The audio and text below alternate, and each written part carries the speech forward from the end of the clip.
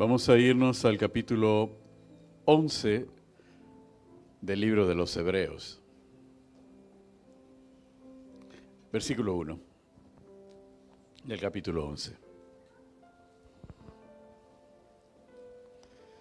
Amén. Cuando lo tengamos, decimos un fuerte gloria a Dios. Amén. Nos dice la palabra del Señor de la siguiente manera, en el nombre del Padre, del Hijo y la comunión del Espíritu Santo. Es pues la fe la certeza de lo que se espera y la convicción de lo que no se ve. Señor y Dios Padre Todopoderoso, te damos gracias por este tiempo, te damos gracias por esta tu iglesia, por cada uno de los que estamos aquí congregados en tu nombre. Gracias, Señor, por la obra que tú estás realizando en la vida de cada uno de nosotros. Señor, danos la sabiduría y la humildad necesaria para no ser de obstáculo al actuar de tu Espíritu Santo en nuestras vidas. Antes bien, Señor, estar plenamente consciente y ser plenamente colaboradores de ti, porque sabemos que tu voluntad para con nosotros es buena, es agradable y es perfecta. Y tú lo que deseas y aspiras de cada uno de nosotros es que todos seamos salvos y estemos por toda la eternidad en tu presencia. Señor, usa esta vasija de barro como un instrumento de honra en tus manos para bendecir a tu pueblo. En el nombre de Jesús, amén y amén. Podemos sentarnos, iglesia. Gloria a Dios.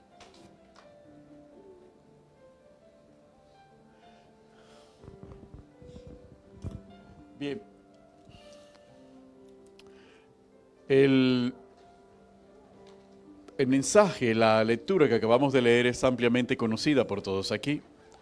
Cada vez que nosotros nos referimos a la fe, siempre nos vamos a la explicación de la fe que la propia palabra da.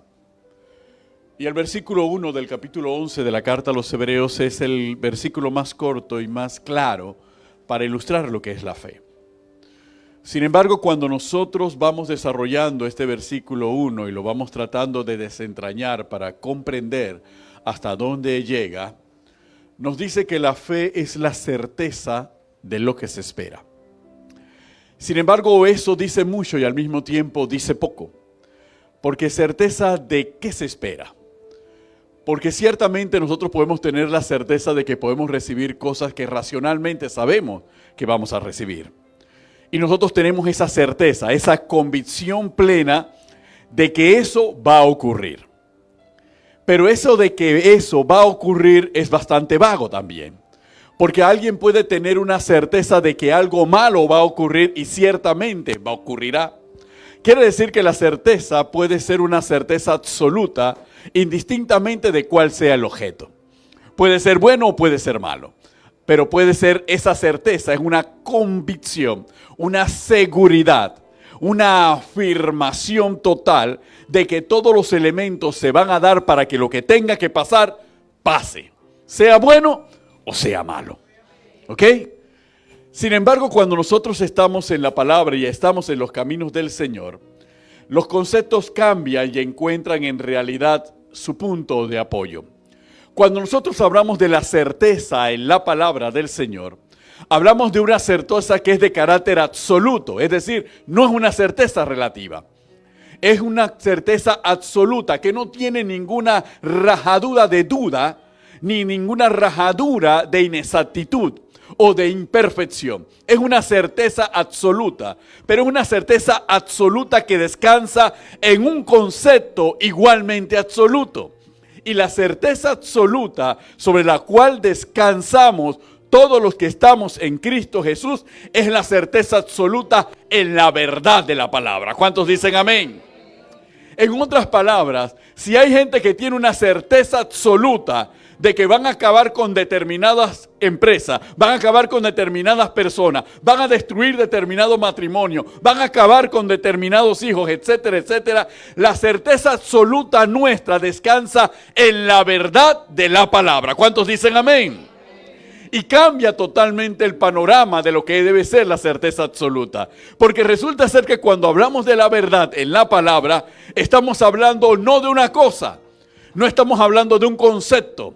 Cuando hablamos de la verdad en la palabra, estamos hablando de una persona. Estamos hablando de nuestro Señor Jesucristo. Porque el mismo Jesús, hablando de sí mismo, dijo: yo soy la verdad y yo soy la vida. Quiere decir que nuestra certeza absoluta es en la persona de Jesucristo.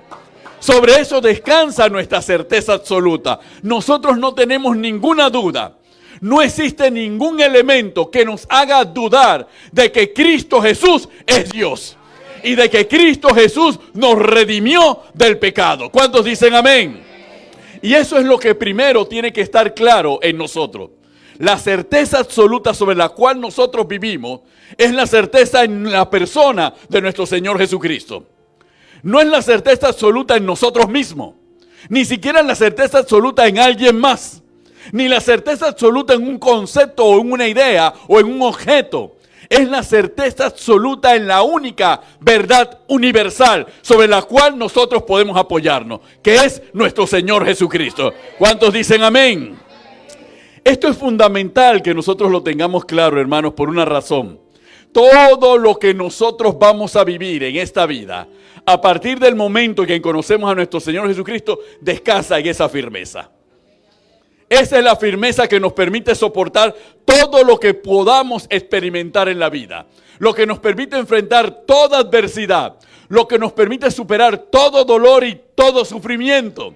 Porque tener la certeza absoluta en la verdad, que es Cristo Jesús, nos da la garantía a nosotros de que todas las promesas que están en la palabra tienen cumplimiento en nuestra vida. ¿Cuántos dicen amén? Y por una razón fundamental, esa verdad absoluta es inmutable. No cambia, no varía, no se transforma con el tiempo, no se acomoda y no se adapta a nada. Siempre fue, es y seguirá siendo igual. ¿Cuántos dicen amén? Y no hay mayor certeza que apoyarse en algo que es inmutable. Porque muchas veces nosotros podemos enamorarnos, podemos casarnos, podemos tener relaciones, podemos tener un trabajo. Y cuando entramos en un trabajo decimos: yo en este trabajo entré y en este trabajo voy a morir. Yo con esta persona me casé y esta persona tal como la conozco seguirá siendo igual hasta que Cristo me llame o cualquier cosa pase. Y nos damos cuenta que con el tiempo las cosas cambian. Las personas cambian. Las empresas cambian. El mundo cambia. Entonces nosotros que al principio juramos que nos íbamos a firmar en eso, nos damos cuenta que todo ha cambiado. Y que las primeras cosas que nos sirvieron de atracción y de fundamentos ya no existen. Entonces nos sentimos como que todo el piso se nos ha movido. Y como el piso se nos ha movido, entonces viene la incertidumbre. Viene la duda y viene la vacilación. Entonces tratamos de buscar un punto fijo sobre el cual apoyarnos para poder seguir adelante. Cuando perdemos un ser querido, pasa exactamente igual. Era el fundamento de nuestra vida. Nuestra madre, nuestro padre, nuestro abuelo, etcétera, etcétera, abuela, eran el fundamento, el norte de nuestra vida. Quien nos corregía, quien nos mostraba la senda, pero ahora ya no está. ¿Y dónde quedó mi fundamento? Ahora siento que algo me hace falta y que no lo puedo reemplazar. Y ando buscando quién lo pueda reemplazar, quién pueda llenar ese vacío que yo necesitaba en mi vida para poder seguir más o menos viviendo. Entonces todo el fundamento fuera de Cristo que nosotros encontremos para tener una razón de vivir siempre es variable. Siempre va a ser mutable. Y nosotros vamos a tener que adaptarnos una y otra vez hasta que llegue el punto en que ya no nos ponemos a adaptar más. Pero cuando nosotros tenemos como fundamento a nuestro Señor Jesucristo, tenemos una certeza y una garantía. Él no va a cambiar.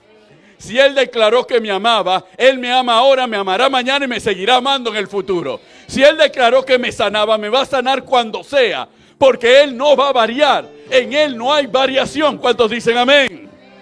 Por eso cuando nosotros nos vamos después de la carta a los Hebreos, a la carta a Santiago capítulo 1 versículo 17, nos dice la palabra, hablando con respecto a nuestro Dios y Padre Todopoderoso: toda buena dádiva y todo don perfecto desciende de lo alto, del Padre de las luces, en quien no hay sombra ni mudanza de variación.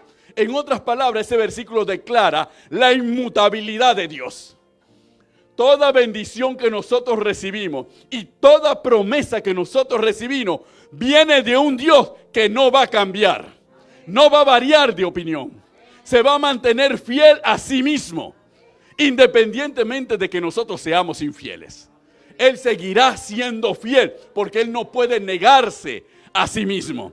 Entonces, cuando nosotros descansamos en la persona de Jesús, nosotros tenemos una certeza que nos debe mantener firme a lo largo de la vida. Miren que Dios no nos dice que no nos van a venir aflicciones. Nos dicen que vamos a tener aflicciones.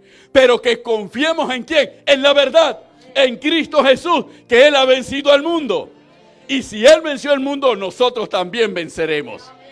Por eso dice más adelante Juan en la primera carta de Juan, porque todo lo que es nacido de Dios vence el mundo. Y esta es la victoria que ha vencido el mundo, nuestra fe, nuestra certeza en la verdad de Cristo Jesús. ¿Cuántos dicen amén?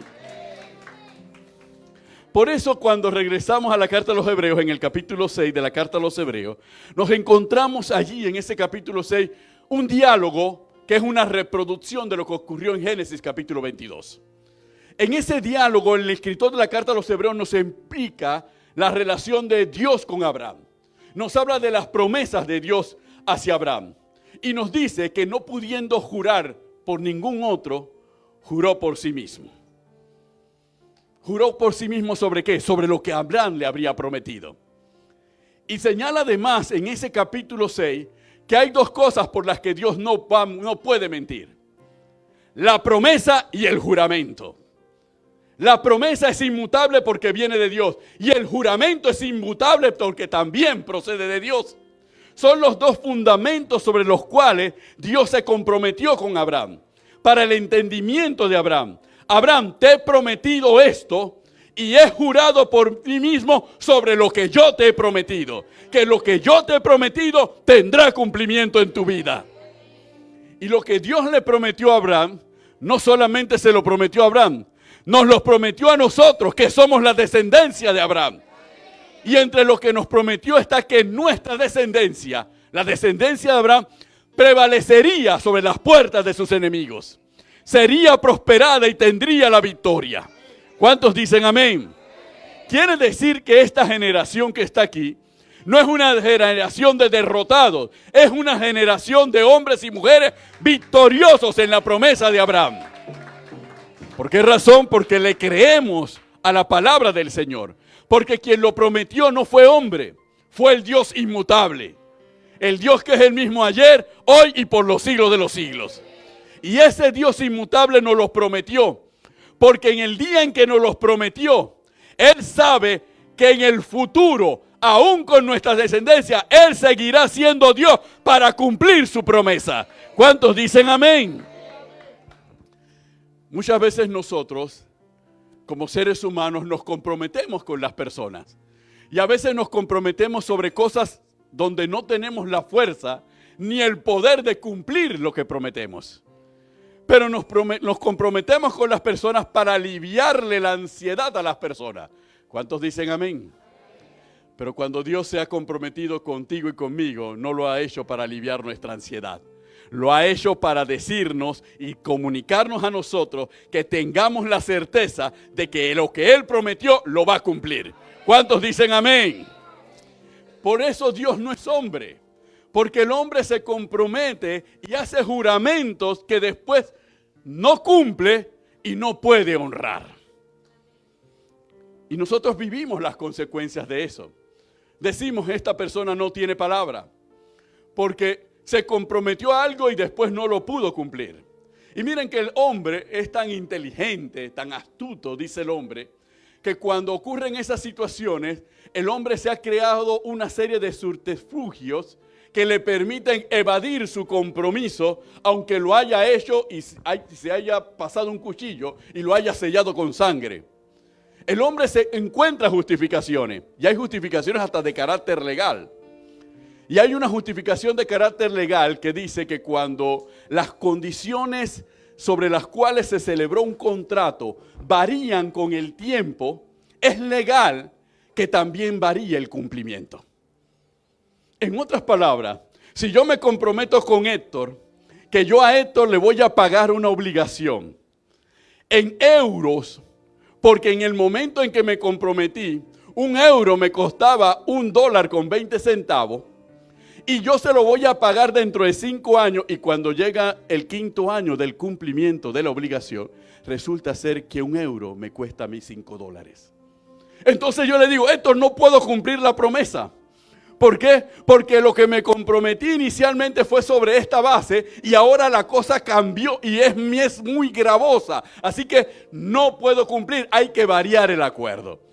Y la ley dice que eso es posible, porque han variado las circunstancias sobre las cuales se celebró el contrato original.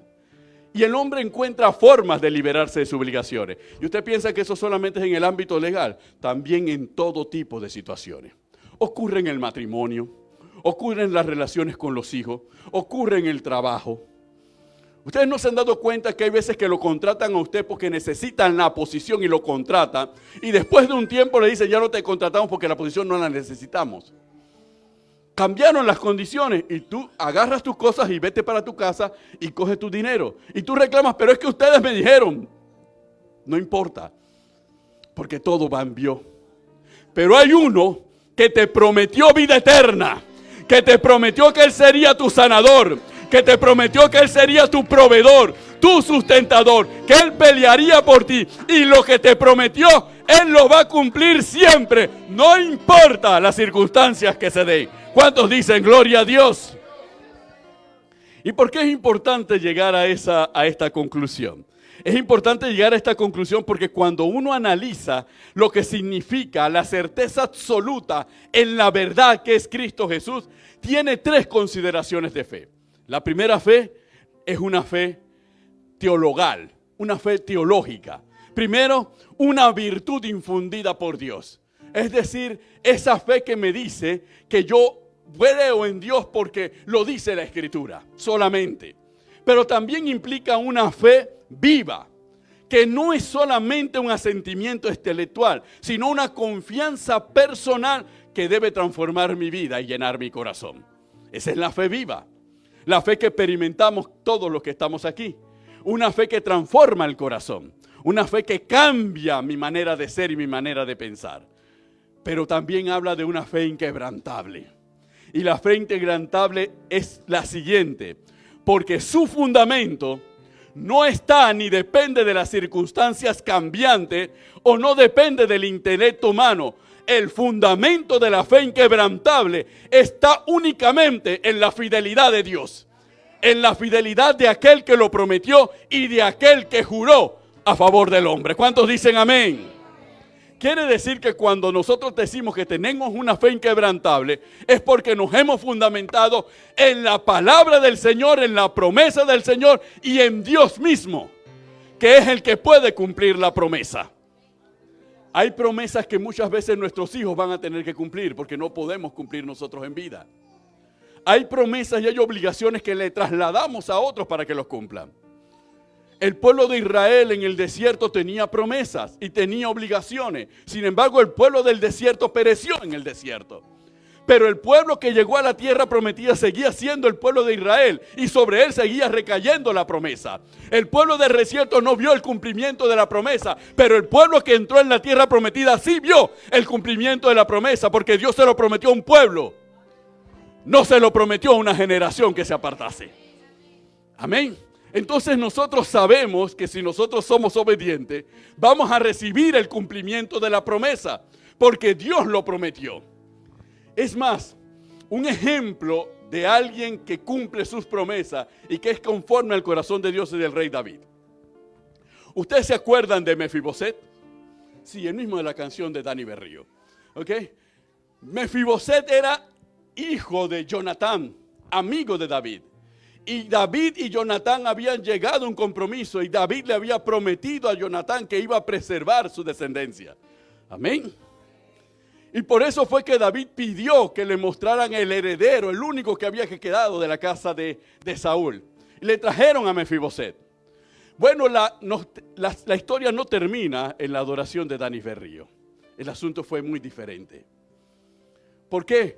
Porque cuando Absalón se levantó contra David, Mefiboset se quedó con Absalón y Siba se fue tras David. Y cuando David se restituyó en el reino, le preguntó a Mefiboset: ¿por qué no fuiste en pos de tu señor? Y Mefiboset pensó en ese momento que se volvería a restituir el reino a Saúl y a su descendencia. Por eso se quedó en Jerusalén y no acompañó a David, quien había sido fiel al pacto que había hecho con Jonatán. Y a pesar de eso, lo que hace David es que simplemente le quita las posesiones a Mefiboset, pero no le quita la condición de sentarse en su mesa y ser alimentado en su mesa y vivir en el palacio del rey. Sigue fiel a su promesa, a tal punto que cuando vino una generación, un pueblo enemigo de Israel, que había sido atacado por Saúl en su tiempo, vinieron a David y le pidieron al descendiente de Saúl para vengarse de lo que Saúl le había hecho. Y David fue fiel a su promesa. Todo te lo puedo entregar, pero jamás te entregaré la vida de Mefiboset. La relación de David y Mefiboset no habla de Mefiboset. Nos muestra el corazón de David, el corazón conforme a Dios. El hombre que promete y cumple. El hombre que guarda y respeta un pacto. Que no importan las circunstancias, no importan las variaciones, no importa la infidelidad, no importa la traición del otro, importa lo que él prometió delante de Dios. ¿Cuántos dicen amén? Ese es el Dios sobre el cual nosotros nos fundamentamos. Un Dios que va a cumplir su palabra. Aunque nosotros fallemos, aunque nosotros nos debilitemos, aunque nosotros dejemos de orar, aunque nosotros dejemos de ayunar, ese Dios que lo prometió lo va a cumplir, porque Él nos lo prometió y Él no miente. Él se fundamenta en la verdad y Él va a tener cumplimiento para con nosotros. ¿Cuántos dicen amén? Entonces, ¿qué nos corresponde a nosotros cuando celebramos un pacto? Porque es Dios el que ha celebrado el pacto con nosotros. Cuando le dijo a la profecía a Jeremías: este es el nuevo pacto que haré con la casa de Israel. Y nuestro Señor Jesucristo en la última cena celebra el pacto. Este es el nuevo pacto en mi sangre. Entonces nosotros somos y vivimos bajo un nuevo pacto que hace Dios con esta generación. Y las promesas de ese pacto son las que tienen cumplimiento a favor de esta generación. Ahora la pregunta, hermanos: ¿cómo nosotros podemos dejar de tener fe en un Dios que cumple las promesas? ¿Cómo nosotros que nos quejamos de que este no cumplió lo que prometió? Este no es infiel, este no es confiable. Y que vivimos en un mundo rodeado de inseguridades, siendo también nosotros personas de las cuales merecemos que se desconfíe de nosotros. Porque a veces tampoco nosotros cumplimos lo que prometemos. Ni obedecemos como hemos dicho que vamos a obedecer. Y a pesar de eso sabemos que hay un Dios que va a cumplir lo prometido. Y no es más, un Dios que inclusive a pesar de lo que nosotros somos, Él cumple a favor de nosotros. A pesar de cómo vivimos y cómo nos comportamos, la bendición de Dios se sigue derramando a favor de nosotros. La protección de Dios sigue actuando a favor de nosotros. La palabra de Dios se sigue llenando, nos sigue llenando permanentemente. A pesar de eso, Dios sigue mostrando su fidelidad. Y nos sigue diciendo a nosotros: es que tu fe descansa en mi verdad.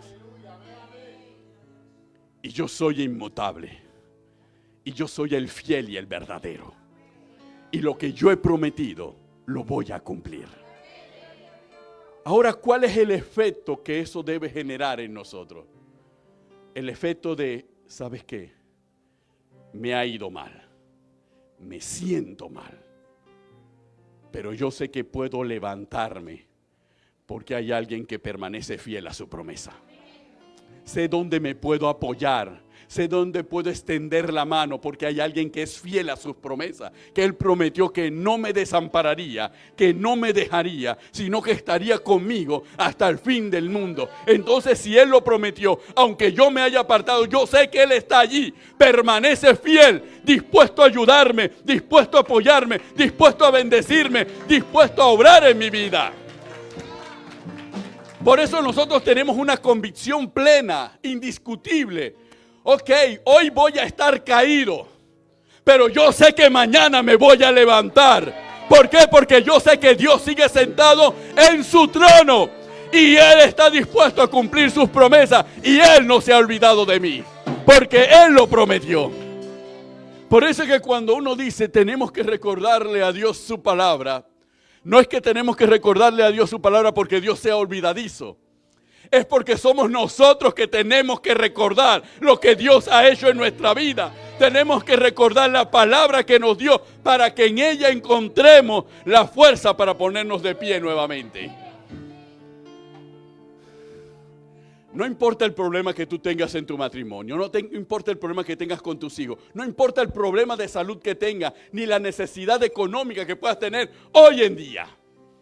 Tú debes saber que esa condición no será permanente, porque hay un Dios todopoderoso que pactó contigo. Hay un Dios todopoderoso que te prometió que Él te sustentaría. Hay un Dios que prometió que Él te salvaría a ti y a tu casa. Entonces ese Dios sigue estando allí. Y cada uno de nosotros sabemos dónde está ese Dios. A veces lo que nos paraliza en relación a fortalecer nuestra fe en el Señor y en la verdad de su palabra es nuestra propia culpa. Sí, a veces sentimos lástima de nosotros mismos y nos descalificamos a nosotros mismos. Y decimos, Señor, te fallé, no merezco que te acuerdes de mí. ¿Sabes, Señor? Definitivamente yo pensaba que yo podía obedecerte, pero te fallé. Yo creo que ya tú no vas a cumplir nada conmigo. Cuando usted se sienta así, deténgase un momento en sus pensamientos que lo roen y lo castigan y lo flagelan constantemente y pregúntese, y si quiere peñísquese, ¿todavía estoy vivo? Y si la respuesta es sí, todavía estoy vivo, es porque ese Dios todopoderoso todavía no ha decidido exterminarte. Es que ese Dios todopoderoso todavía ha extendido su mano de misericordia a tu favor y está esperando que tú te levantes y tomes su mano y te asíes de su mano para que Él pueda fortalecerte nuevamente. Porque ese Dios también es el Dios que nos ha perdonado. No importa nuestra condición y lo que hayamos hecho. Por eso cuando escuchábamos a nuestra pastora hablar de que ella no se acordaba del hermano César antes de conocer a Cristo. Es verdad. Porque Dios tampoco se acuerda de César antes de que conociera a Cristo. Dios vio al César que lo aceptó a él como Señor y Salvador. A ese fue el que recibió. El otro, el viejo hombre, ese pasó. El nuevo hombre es el que está en la presencia del Señor. Aleluya. Y a veces uno piensa en ese desvarío que nuestras oraciones que hacemos no tienen impacto. Las oraciones que hacemos por otros no tienen impacto. No significan nada. Y a veces pensamos, no lo hice en la forma adecuada, no mencioné la cantidad de versículos que debía haber mencionado para que Dios me pudiera escuchar. Es que no oré, no vine a Jesucristo Imperio de Vida y oré en el altar de Jesucristo Imperio de Vida, que ahí la presencia del Señor nos escucha. Entonces, por eso tal vez Dios no me escuchó. Les voy a confesar algo. Cuando yo conversaba con la señora Martina me decía, pobre César. Me preocupa César. Nunca me dijo por qué le preocupaba, ni por qué consideraba que era pobre César. Y también me decía, yo a veces le pido a Papito Lindo por Guadita, para que Dios cuide a Guadita. Y yo solamente la escuchaba. Pero César aceptó a Cristo. Y Guada también. Y esa señora no hizo una oración larga. Tampoco mencionó ningún versículo bíblico. Pero simplemente expresó lo que había en su corazón. Y perseveró en eso. Creyó en un Dios inmutable que cumple sus promesas sobre la primera, la segunda, la tercera, la cuarta generación de los que le aman y que manda su bendición. Entonces creyó. Entonces nosotros no podemos, nosotros aquí en la iglesia podemos establecer sistemas y métodos, pero lo más importante es que lo que hagamos y cuando hablemos con Dios, hablemos con el corazón. Porque el corazón siempre encuentra las palabras. Y lo más importante, el corazón sincero siempre conecta con Dios. Y en su tiempo, Dios honra y cumple sus promesas. ¿Cuántos dicen amén? Dios honra y cumple sus promesas. Entonces, por nada estemos afligidos, por nada nos sintamos mal o incómodos. Todavía estamos a tiempo de ver el cumplimiento de las promesas del Señor. Dios no se acuerda, Dios desecha, pero Él cumple sus promesas porque las hizo un Dios en que no hay mudanza ni sombra de variación. Ha sido el mismo siempre y seguirá siendo el mismo siempre. Seguirá recordando nuestros nombres y seguirá recordando nuestro linaje siempre. ¿Cuántos dicen amén? Aleluya. Porque en el futuro, en un descendiente tuyo, Dios se acordará.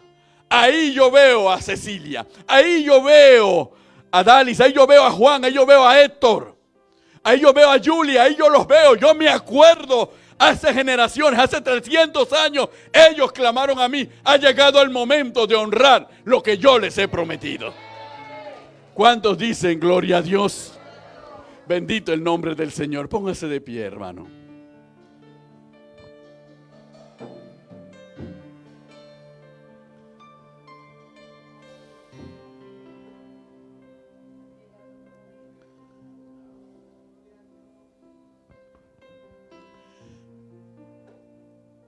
Para nosotros como creyentes la fe no es ciega.